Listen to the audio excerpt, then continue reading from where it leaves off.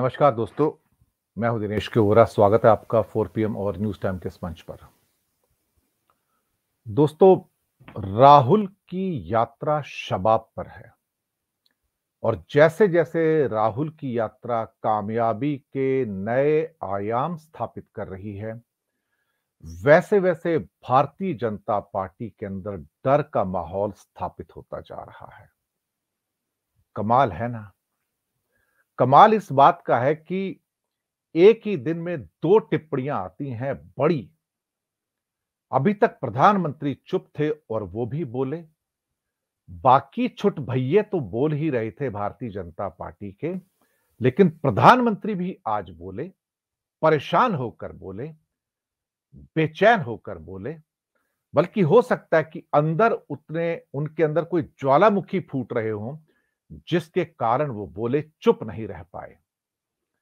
और दूसरे, असम के मुख्यमंत्री हेमंत बिस्वा शर्मा, जो आजकल कुछ ऐसे बोल बोल रहे हैं जिन्हें लोकतांत्रिक तो नहीं कहा जा सकता, बल्कि यह कहा जाए तो वो असंसदीय भाषा का उपयोग भी कर रहे हैं। जहां उन्होंने मोदी की तुलना राम से कर दी कि राम जैसे नेता चाहिए, यानी कि मोदी चाहिए, वरना भारत के हर शहर के अंदर एक आफताब होगा। ये जो बातें हैं, ये अपने आप में ना केवल अलोकतांत्रिक हैं, बल्कि असंसदीय भी हैं और किसी भी मुख्यमंत्री पद की जो उनके वचन होते हैं, उसकी गरिमा को नीचे गिराने वाले होते हैं। पर भारतीय जनता पार्टी के लिए अब स्तरहीन राजनीति एक तरह से उनकी राजनीति का अभिन्न अंग बन चुकी है। आज कुछ उन्होंने ऐसा कहा जिस पर शायद उन्हें भी सोचना पड़े कि वो क्या कह रहे हैं। एक ऐसा विवादास्पद बयान दिया जिसके ऊपर भाजपा को भी लज्जा आनी चाहिए, पर भाजपा एक ऐसी पार्टी है जिसके अंदर लज्जा नाम का शब्द नहीं है, शर्म नाम का शब्द नहीं है।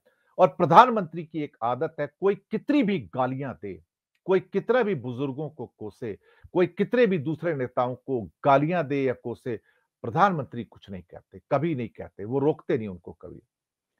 एक एक प्रकार से लगता है कि जैसे प्रधानमंत्री का एक तरह से ओपन सपोर्ट है कि आप जो बोलना चाहो बोल सकते हो और मैं तुम्हें रोकूंगा नहीं।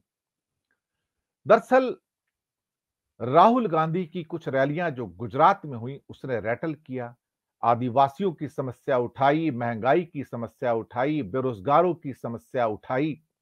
सारी दौलत कुछ हाथों में सीमित होती जा रही है, उस पर उठाई। और हेमंत बिस्वा शर्मा ने एक ऐसा बयान दिया जिस पर शायद उन्हें सोचने पर मजबूर होना पड़े और कहते हैं कि कांग्रेस के एक नेता का लुक बदल गया है, जिसके बाद वो सद्दाम हुसैन की तरह दिखने लगे हैं। कमाल है। अब उन्हें राहुल गांधी में सद्दाम हुसैन नजर आ रहे हैं। उन्हें हर मुसलमान के अंदर आफताब नजर आ रहा है। उन्हें नरेंद्र दामोदर दास मोदी के अंदर राम नजर आ रहे हैं और राहुल गांधी के अंदर उन्हें सद्दाम हुसैन नजर आ रहे हैं। हेमंत बिस्वा शर्मा जी, मुझे नहीं मालूम आप किस स्थिति में आकर इस किस्म के बयान दे रहे हैं, लेकिन ये बयान जो हैं, ये कहीं से भी संसदीय नहीं है और लोकतांत्रिक परंपराओं का पालन करते हुए नजर नहीं आते हैं। फिर वो कहते हैं कि राजी राहुल गांधी को एक नए लुक से दिक्कत नहीं है। क्यों दिक्कत होगी साहब? आपको क्यों दिक्कत होगी? क्या हेमंत बिस्वा शर्मा जी, आपको नरेंद्र मोदी के लुक से दिक्कत थी क्या? जब वो दाढ़ी बढ़ाते थे और अपने आप को रविंद्रनाथ टैगोर दिखाना चाहते थे, आपको तब दिक्कत नहीं हुई थी ना? और ये कहा और सलाह भी दे रहे हैं राहुल गांधी को, अगर आपको अपना लुक बदलना है तो कम से कम वल्लभ भाई पटेल या जवाहरलाल नेहरू जैसा बनाइए। गांधी की तरह दिखे तो अच्छा है, लेकिन आप सद्दाम हुसैन की तरह क्यों दिखते हैं? हेमंत बिस्वा शर्मा जी, क्या इस देश में कोई वल्लभ भाई पटेल जैसा दिख सकता है? क्या जवाहरलाल नेहरू जैसा कोई दिख सकता है? क्या कोई गांधी जैसा दिख सकता है? अगर आप बताइए, भारतीय जनता पार्टी में अगर कोई ऐसा व्यक्ति है जो इन जैसा दिखता है तो मुझे बता दीजिए आप। हाँ, कुछ लोग वल्लभ भाई पटेल बनने का प्रयास जरूर कर रहे हैं और कुछ लोग गांधी और रविंद्रनाथ टैगोर बनने का प्रयास जरूर कर रहे हैं, पर वो बन नहीं पाएंगे क्योंकि उनके आचरण और उनके विचार वो शायद भारत के विचारों से नहीं मिलते हैं, भारतीय संस्कारों और परंपराओं से नहीं मिलते हैं। लेकिन अब आप सद्दाम हुसैन की तरह क्यों दिखते हैं? हेमंत बिस्वा शर्मा जी, मालूम है कि आपकी कांग्रेस के प्रति जो नफरत है या घृणा है बहुत ज्यादा है, लेकिन आप जिस ढंग से परेशान होकर अब राहुल गांधी की जो सफलता है, अब आप उस पर भी टिप्पणी कर रहे हैं। पहले टी-शर्ट ढूंढी आपने, फिर उसके बाद उनकी पैंटों पर ढूंढते हैं, फिर वो अपनी माँ को सहारा देते हैं या कहीं ना कहीं बच्चों को सहारा देते हैं या जूते की फीते बांधते नजर आते हैं, तो भी तकलीफ होती है। अब आप उनमें सद्दाम हुसैन नजर आते हैं। कहते हैं छोटे मियां तो छोटे मियां, बड़े मियां सुभान अल्लाह। अब नरेंद्र दामोदर दास मोदी को भी समस्या पैदा हो गई है क्योंकि राहुल गांधी से कोई ट्रिगर पॉइंट तो मिलता नहीं और अब उनको कोई जो उन्होंने एक अप्रिय सभा में कहा कि ये लोग मुझे नीच नाली का कीड़ा कहते हैं, मौत का सौदागर कहते हैं, तो अब कुछ भावनात्मक मुद्दे उठाए जाएं क्योंकि गुजरात में मुद्दे कुछ उठ नहीं रहे हैं, तो इन्हीं को पुराने मुद्दों को याद किया जाए। वैसे आप भी अपने शब्दों को यूज कर लीजिए कि वो भारतीय जनता पार्टी के द्वारा वो पप्पू और क्या जर्सी गाय और विदेशी पता नहीं क्या क्या नहीं कहा गया, वो एक्चुअली वो हो सकता है संसदीय शब्द हो भारतीय जनता पार्टी के लिए। लेकिन अब फिर से निशाना साधा है उन्होंने राहुल गांधी पर। अब उनकी पदयात्रा उनकी आंखों का कांटा बन गई है। वो कहते हैं इन दिनों कांग्रेस के एक नेता पदयात्रा कर रहे हैं। नाम ले लीजिए। आपको वैसे नाम लेने से बहुत गुरेज है प्रधानमंत्री जी। आप जीपिंग का नाम नहीं लेते, आप पुतिन का नाम नहीं लेते, आप रूस का नाम नहीं लेते, आप चीन का नाम नहीं लेते। अब आप कांग्रेस के राहुल गांधी का भी नाम नहीं ले रहे हैं और आप कहते हैं कि कांग्रेस के एक नेता पदयात्रा कर रहे हैं। एक ही व्यक्ति भारत में पदयात्रा कर रहा है, बाकी तो हवा में है। आप तो हवा में रहते हैं, हवाई जहाज में रहते हैं या हेलीकॉप्टर में रहते हैं या फिर 7 लोकनायक मार्ग पे रहते हैं। आप कहां जनता के बीच जाते हैं? तो या फिर आप मेबैक में या रेंज रोवर में, बीएमडब्ल्यू में घूमते हैं। फिर कहते हैं प्रधानमंत्री जी कि पदयात्रा तो समाज के भले के लिए की जाती है, इनकी यात्रा पद के लिए हो रही है। कमाल है। जितना सत्ता का मोह भारतीय जनता पार्टी में देखा गया 75 सालों में, इतना मोह तो मैंने किसी पार्टी में देखा नहीं। सत्ता किसी भी कीमत पर पाई जानी चाहिए और 8-10 सरकारें जो खरीद कर आपने तोड़ी, जहां लोगों को गुलामों की तरह भारतीय जनता पार्टी ने खरीदा, यही आपकी संस्कृति है भारतीय जनता पार्टी। आप कहते हैं ना, यही हमारी संस्कृति है और हमें इसी संस्कृति के साथ काम करते, यही आपकी संस्कृति है भारतीय जनता पार्टी जी, कि आप लोगों को खरीदते हैं गुलामों की तरह और उनको बेचते भी हैं और खरीदते भी हैं, पैसों से खरीदते हैं। लेकिन आपको आपको क्या? यही तो भारतीय जनता पार्टी के संस्कार हैं और प्रधान सेवक कहते हैं समाज के भले के लिए यात्रा की जाती है। ये समाज के भले के लिए ही यात्रा है क्योंकि ये लोगों को जोड़ रही है, क्योंकि बीजेपी और आरएसएस लोगों को तोड़ रही है, इस देश को तोड़ रही है। यही तो असली देश के टुकड़े-टुकड़े गैंग है अगर देखा जाए तो। और वैसे भी भारतीय जनता पार्टी का सत्ता मोह बिल्कुल वैसा है जैसे धृतराष्ट्र का दुर्योधन के लिए था। और ये व्यक्ति तो किसी पद का लोभी ही नहीं है। जो राजा जिसे कहा जा रहा है, वो सड़कों पर चल रहा है, लोगों के बीच में, मिट्टी में, खेतों में, सड़कों पर, कस्बों में, गाँव में, शहरों में लोगों से बात कर रहा है, आदिवासियों से बात कर रहा है, किसानों से बात कर रहा है, मजदूरों से बात कर रहा है, स्टूडेंट से बात कर रहा है, शिक्षक से बात कर रहा है, बहनों से, भाइयों से, माताओं से बात कर रहा है। ये किससे बात नहीं कर रहा है? ये सबसे बात करता है। लेकिन आप किसी से बात नहीं करते, आप किसी के प्रश्नों के जवाब नहीं देते। इन्हें सत्ता का मोह नहीं है। इनका सत्ता का मोह होता तो ये पहले ही प्रधानमंत्री बन जाते थे, जब मनमोहन सिंह ने भी उनको ऑफर दिया था। ये पहले ही कांग्रेस के चीफ बन जाते, लेकिन इन्होंने तो सारे पद का मोह छोड़ दिया।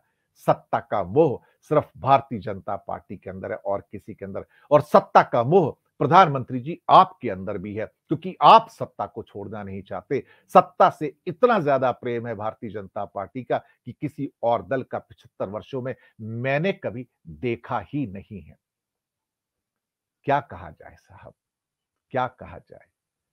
जो लोग हवाओं में उड़ते हैं, राजशाही ठाठ में जीते हैं, 8,000 करोड़ के प्लेन में उड़ते हैं, 12-13 करोड़ की मर्सिडीज मैybach में चलते हों या बीएमडब्ल्यू का पूरा फ्लीट हो, रेंज रोवर का जिनके पास पूरा फ्लीट हो, राजाओं की तरह रहते हों और जो पौने 500 करोड़ का अपना नया महल बना रहे हों, वो दूसरों को कहें कि ये राजा के बेटे हैं, तो मुझे लगता है कि ये अनुचित है। प्रधान सेवक जी, राजा की जिंदगी तो 20 साल से आप गुजार रहे हैं।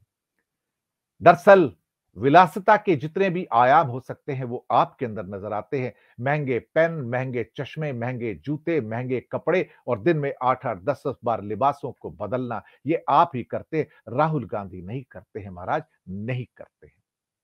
पर क्या कहा जाए साहब, अब किसी को तो भारतीय जनता पार्टी में उनके अंदर सद्दाम हुसैन नजर आता है और किसी को उनके अंदर राजा नजर आता है, लेकिन अपनी राजशाही जो विलासिता है वो लोगों को नजर नहीं आती है। कहीं ना कहीं भारतीय जनता पार्टी अब अपने मानसिक निम्नतम स्तर पर जा पहुंची है, जहां से इनका वापस आना मुश्किल है। ये अटल बिहारी वाजपेयी की भारतीय जनता पार्टी नहीं है, ये श्यामा प्रसाद मुखर्जी की भारतीय जनता पार्टी नहीं है, ये एक भले आदमी दीनदयाल उपाध्याय की भारतीय जनता पार्टी नहीं है। ये पार्टी सत्ता के लोभियों की पार्टी है। ये पार्टी कुर्सी के लोभियों की पार्टी है, जिन्हें सत्ता चाहिए, किसी भी कीमत पर चाहिए और उसके लिए किसी को सद्दाम हुसैन कहना पड़े, पप्पू कहना पड़े, जो भी कहना पड़े कहें। बल्कि यहां तक कि ये कहते हैं कि ये तो अराजक तत्व हैं, देश विरोधी हैं, गुजरातियों को बदनाम करते हैं, गुजरात विरोधी हैं, गुजरात के दुश्मन हैं, इन्हें सबक सिखाने की जरूरत है। माननीय प्रधानमंत्री जी, आप देश के प्रधानमंत्री हैं और जिस निम्नतम स्तर की भाषा का उपयोग आपके द्वारा किया जाता है, उसकी हमें आपसे अपेक्षा नहीं है, पर शायद आपकी शैली ही यही है, कोई क्या कर सकता है। काश आपने भारत के जितने पुराने प्रधानमंत्री थे, जिसमें अटल जी भी थे, मनमोहन भी थे, वीपी सिंह भी थे, चंद्रशेखर, चरण सिंह, गुजराल साहब, न जाने लाल बहादुर शास्त्री, काश उनकी विनम्रता से आपने कुछ सीखा होता। काश आप उनकी तरह रहते और लोगों के साथ वैसे ही पेश आते जैसे वो पेश आते थे, क्योंकि वो भारत के प्रधानमंत्री थे, लोगों के प्रधानमंत्री हैं। आप अमीरों के प्रधानमंत्री हैं, चंद लोगों के प्रधानमंत्री हैं, क्योंकि जो 5 किलो अनाज आप देते हैं ना, वो 5 किलो अनाज देके आपने भारत के 100 करोड़ लोगों का आत्मसम्मान छीन लिया।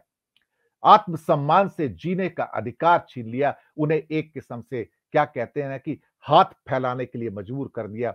नए भारत में 100 करोड़ लोगों का आत्मसम्मान नहीं है, उनके पास कुछ भी नहीं है जोड़ने वाला, वो भारत के इस श्रम मार्केट के अंदर कहीं के हिस्सेदार नहीं है।